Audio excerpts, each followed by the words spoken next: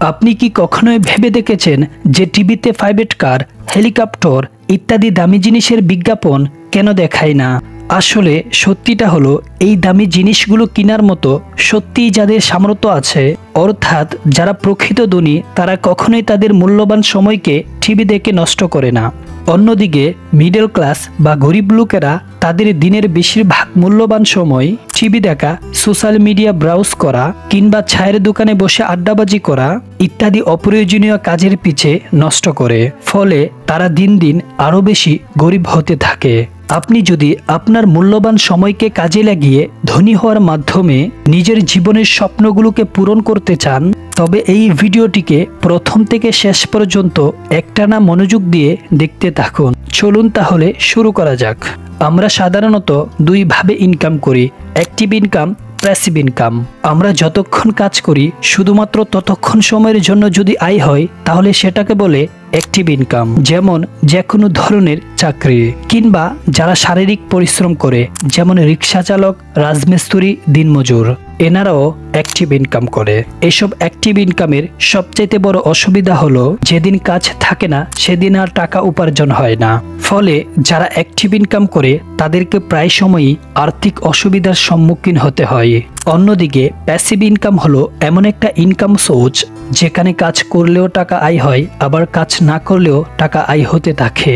যেমন ধরুন কোনো ভাড়া দেওয়া বাড়ি, ফ্যাক্টরি, জমি জামা, এগুলো থেকে মালিকের তেমন কোনো কাজ করা ছাড়াই নিয়মিত টাকা আয় হতে থাকে। ফলে মালিক কয়েক মাস ছুটি নিলে কিংবা অসুস্থ থাকলেও তাকে কোনো প্রকার আর্থিক সমস্যায় সম্মুখীন হতে হয় না। আসলে মানুষের জীবনে ধনী হওয়ার ক্ষেত্রে যেটি সবচাইতে বেশি হেল্প করে সেটি হলো এসব বিভিন্ন প্রকার প্যাসিভ ইনকাম সোর্স।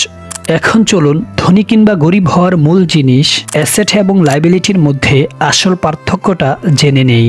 অ্যাসেট হলো সেই সমস্ত জিনিস যেগুলো আমাদের পকেটে নিয়মিত টাকা এনে দেয়। যেমন ধরুন কোনো ভাড়া দেওয়া বাড়ি, যেখানে কোনো রকম কাজ না করেও প্রতি মাসে ভাড়া থেকে টাকা পাওয়া যায়, কিংবা কোনো জমি যেটির মূল্য প্রতিনিয়ত বেড়েই চলছে। অন্যদিকে লায়াবিলিটি হলো সেই সব জিনিস যেগুলো আমাদের পকেট থেকে প্রতিনিয়ত টাকা বের করতে থাকে। যেমন মোবাইল ফোন, যেটাতে নিয়মিত রিচার্জ করতে হয়, টিভি যেটার জন্য প্রতি মাসে ডিশ বিল দিতে হয়, কিংবা বাইক যেটাতে কিছুদিন পর পর তেল ভরতে হয়। এই সব কিছুই হলো লায়াবিলিটি, আর এগুলোই হলো ধনী হওয়ার পথে মূল বাধা।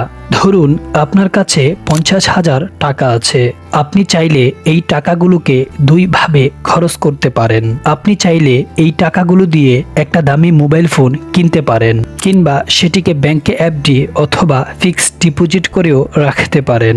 এখন যদি আপনি প্রথম চয়েসটা চুজ করে মোবাইল ফোন কিনেন তাহলে সেটা হবে চরম বোকামি। কারণ ফোন কেনার কিছুদিন পর সেটা আপনি বিক্রি করতে চাইলে আপনি সেটা 35,000 টাকা বিক্রি করতে পারবেন কিনা সন্দেহ আছে। তাছাড়া রিচার্জ সহ এর পিছনে নিয়মিত একটা খরচ তো আছেই। অর্থাৎ এটি আপনাকে ধনী নয়, দিন দিন গরিব হওয়ার দিকে ঠেলে দিবে। অপরদিকে টাকাগুলো ব্যাংকে এফডি করা থাকলে এই 50,000 টাকায় একসময় অটোমেটিক্যালি কম্পাউন্ড হারে বৃদ্ধি পেয়ে 5 লক্ষ টাকায় পরিণত হবে।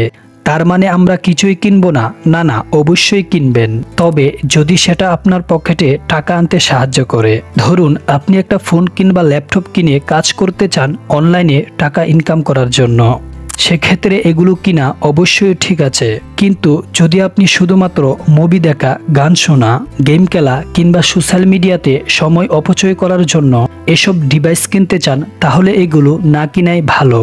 এরপরেও যদি কিছু বিলাসবহুল জিনিস কিনতে নিজের মনকে আটকাতে না পারেন সেক্ষেত্রে কিনতে পারেন, তবে এক্ষেত্রে অবশ্যই খেয়াল রাখবেন আপনার টোটাল ইনকামের খুবই সামান্য পরিমাণ টাকা এগুলোর পিছনে ব্যয় হয়।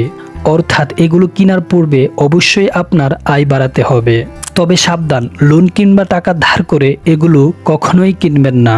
এতে আপনার জীবনে গরিব হওয়ার বিষয়টি আরও বেশি কনফার্ম হয়ে যাবে। অনেকেই আবার মনে করেন শুধুমাত্র কিপটামি করে টাকা জমালেই ধনী হওয়া যায়। এটাও সম্পূর্ণ ভুল ধারণা। ধরুন গত 2 বছর যাবৎ 1 লক্ষ টাকা জমিয়ে ঘরের ভিতর রেখে দিয়েছেন আর ভাবছেন প্রতি বছর এভাবে একটু একটু করে টাকা জমিয়ে আপনিও বড়লোক হয়ে যাবেন। কিন্তু একটু ভেবে দেখুন তো, আজ আপনি 1 লক্ষ টাকা দিয়ে যা যা কিনতে পারছেন, 2 বছর পরেও কি সেই একই পরিমাণ টাকা দিয়ে সেই জিনিসগুলো কিনতে পারবেন? নিশ্চয়ই না। 2 বছর পর এই জিনিসগুলোর দাম বৃদ্ধি পাওয়ার কারণে আপনাকে হয়তো 1,05,000 টাকা দিয়ে এগুলো কিনতে হবে, ফলে আপনার তখন 5,000 টাকা লস হবে। অপরদিকে আপনি যদি এই টাকাগুলোকে কোথাও ইনভেস্ট করে রাখেন, যেখানে 2 বছরে আপনার লাভ হবে 20,000 টাকা, সেক্ষেত্রে কিন্তু আপনার বেশি দামে অর্থাৎ 1,05,000 টাকায় কিনলেও তখন আর লস হবে না। এরপরেও আপনার কাছে 15,000 টাকা লাভ থাকবে। তাই শুধুমাত্র টাকা জমালেই হবে না, ধনী হওয়ার জন্য আপনাকে সেটিকে সঠিক জায়গায় ইনভেস্ট করাও শিখতে হবে। মোট কথা, আমরা জীবনে ধনী হতে চাইলে আমাদের মূল্যবান সময়কে সঠিক জায়গায় কাজে লাগাতে হবে। তারপর লাইবিলিটি কিনা বাদ দিয়ে অ্যাসেট কেনার প্রতি ফোকাস করতে হবে।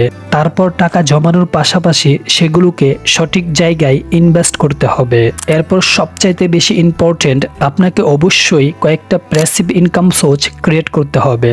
কারণ আপনি যদি বিছানায় ঘুমিয়ে ঘুমিয়ে টাকা আয় করতে না পারেন, তবে এই ছোট্ট জীবনে আপনার পক্ষে ধনী হওয়া প্রায় অসম্ভব।